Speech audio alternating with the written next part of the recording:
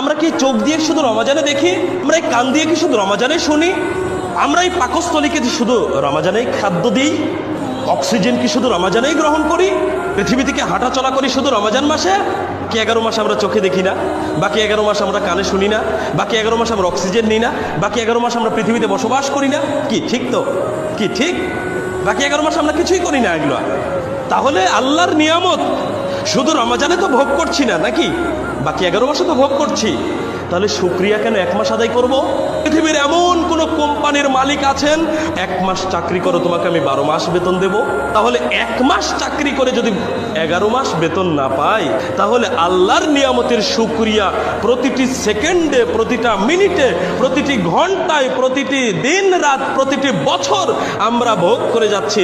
শুকরিয়া আদায় করছি শুধু শুক্রবারের দিন জুমার সালাত পড়ে, শুকরিয়া আদায় করছি শুধু 27-এর রাত এসে কদরের রাতে।